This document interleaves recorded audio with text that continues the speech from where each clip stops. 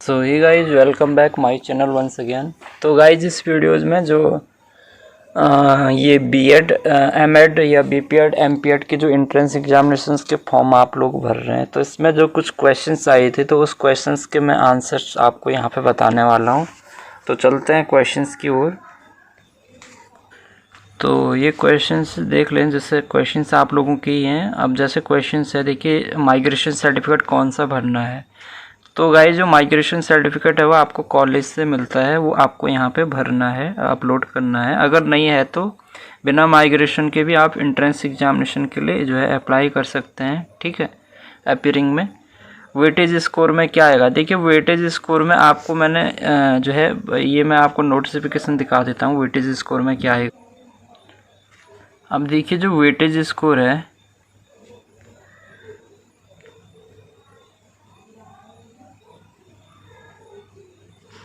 Weightage score में क्या आएगा, अगर आपके पास में एनएसएस का 20 सर्टिफिकेट है या फिर आपने 240 घंटे प्लस 2 विशेष शिविर अटेंड किए हैं, तो यहाँ पे आपको 1% जो है वेटेज मिल गया। तो वहाँ पे वेटेज स्कोर हो गया आपका 1%, वहाँ पे आप 1% लिख देंगे, ठीक है। इसके अलावा राष्ट्रीय एकीकरण शिविर या गणतंत्र दिवस परेड में आपने जब पार्टिसिपेट किया है तो वहाँ पे आपको मिल गया 2% का वेटेज, ठीक है। एनसीसी बी सर्टिफिकेट है 1% है। एनएसएस एनसीसी सी सर्टिफिकेट का 2% है। गणतंत्र दिवस परेड में जो है प्रतिभाग किया है उसमें 3% है। राज्य या देश के पुरस्कृत एनसीसी कैडेट हैं 3% है, ठीक है। और यहाँ पे जो है युवा महोत्सव है आयोजित में के अंतर्गत चयनित छात्र 2% है, राष्ट्रीय स्तर पर 3% है, ठीक है। इसी अलावा राष्ट्रीय प्रतियोगिता में प्रथम स्थान में 4% का है, द्वितीय 3%, तृतीय 2%। टीम की है, टीम की बात करें तो प्रथम 3, द्वितीय 2, तृतीय 1%। यानी अगर आप टीम का हिस्सा रहे तो उस टीम अगर वो प्रथम आई थी तो 3% आपको मिलेगा, सेकंड आई 2%। तो ये इस तरह से है। या फिर जैसे देखिए राष्ट्रीय स्तर की साक्षरता सांस्कृतिक प्रश्नोत्तर प्रतियोगिता में आपने पार्टिसिपेट किया है तो वहाँ पे आप फर्स्ट रहे तो 4%, द्वितीय 3%, तृतीय 2% और टीम रही है तो 2, 4 ये, ठीक है। तो ये आपका क्या है वेटेज का है, ठीक है। और जो हावर्स का है वहाँ पे 240 जो है घंटे आपको वहाँ पे लिखने हैं, ठीक है। जो एनएसएस है वहाँ पे जो है 240 घंटे आपको वहाँ पे लिखने हैं। तो वेटेज का आपको ये जितना आप जो किया है वो आपको, जैसे आपने एनएसएस भी सर्टिफिकेट है तो 1% डाल दीजिए, ठीक है। एनसीसी जो है 20 सर्टिफिकेट तो 1%। तो वेटेज के ये वेटेज का आपका पूरा यहाँ पे दिया हुआ है। सर मेरा एमए गुरुकुल कांगड़ी हरिद्वार से है, मैं कैसे। तो देखिए जो जिनका जो है अदर यूनिवर्सिटी जो है आपने जो है अंडर ग्रेजुएट कोर्सेज़ किया है या पीजी जो भी आपने किया है तो देखिए मिलेगा। तो आपका जो माइग्रेशन सर्टिफिकेट है या जो डिग्री है जो करेक्टर सर्टिफिकेट वो आपको उसी कॉलेज से मिलेगा, उसी यूनिवर्सिटी से मिलेगा, ठीक है।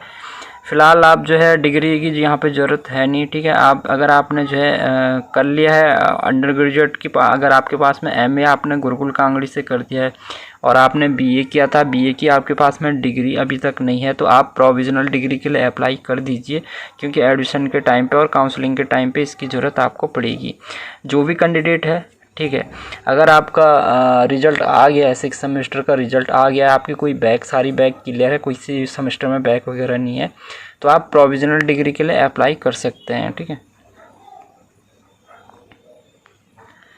जैसे कि एचएनबी का 5th और 6th का रिज़ल्ट नहीं आया अभी तो ग्रेड शीट, तो यहाँ पे जैसे ऑलरेडी बता दिया है कि जो आपने अगर आपके पास में 5th का भी नहीं है 6th का भी नहीं तो आप 4th सेमेस्टर का आपका रिज़ल्ट आ गया होगा, आप उसको अपलोड कर देना वहाँ पे, ठीक है।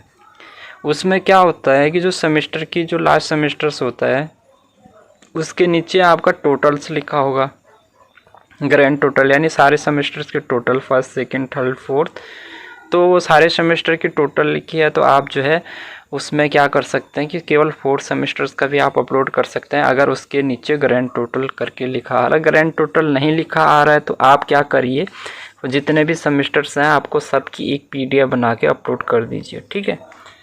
तो इससे क्या होगा, आपका फॉर्म रिजेक्ट नहीं होगा। सर्टिफिकेट नहीं है अभी कॉलेज मेरा उत्तराखंड ओपन यूनिवर्सिटी। ओके, इसको बाद में पढ़ते हैं। Can I use migration and character certificate from, तो ये आपको स्कूल वाला जो है यहाँ पे नहीं यूज़ करना है, ठीक है, वो अलग हो जाता है आपका। जो स्कूल के बाद जो है कॉलेज करते हैं तो कॉलेज से माइग्रेशन एंड करेक्टर जो है आपको मिलेगा, ठीक है।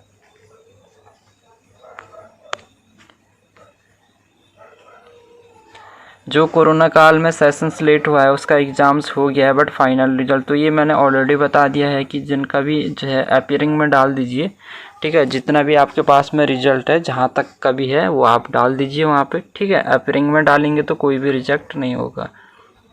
HNB एफिलेटेड कॉलेज से माइग्रेशन अपलोड का ऑप्शन आ रहा है, तो क्या वो अपलोड करना है, ठीक है।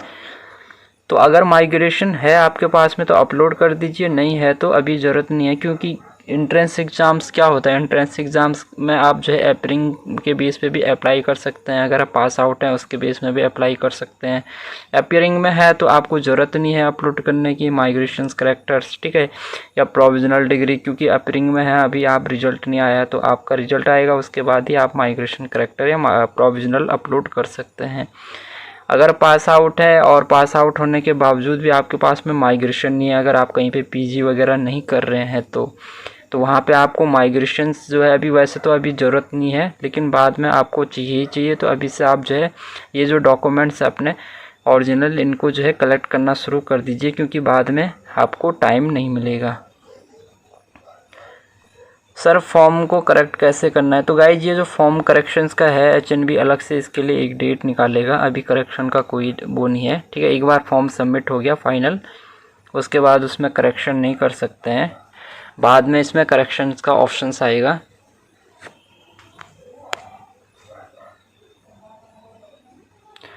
सर मेरा BA का रिजल्ट नहीं आया, तो कोई दिक्कत नहीं है, 6 सेमेस्टर का रिजल्ट नहीं आया तो अभी जो है आप जहाँ तक का भी आप आया है वहाँ तक का आप जो है अपलोड कर दीजिए, ठीक है।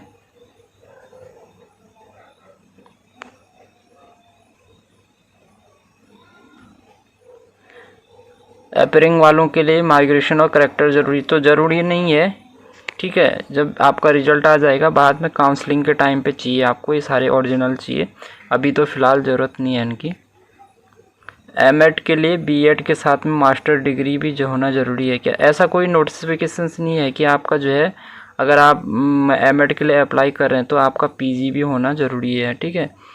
आपका B.Ed के बेस पे जो है M.Ed में अप्लाई कर रहे हैं तो आपका बैचलर ऑफ एजुकेशन होना चाहिए कंप्लीट, ठीक है, डिग्री आपके पास में होना चाहिए पूरा, उसी के बेस पे आप मास्टर ऑफ एजुकेशन में अप्लाई कर रहे हैं, ठीक है। और तो मास्टर डिग्री यहाँ पे कम ज़रूरी नहीं है, अगर है तो ठीक है, नहीं है तो वो भी ठीक है, ठीक है। जनरल की फ़ीस जो है वो आपका कितना है, वो 1000 रुपीज़ है जनरल की फ़ीस।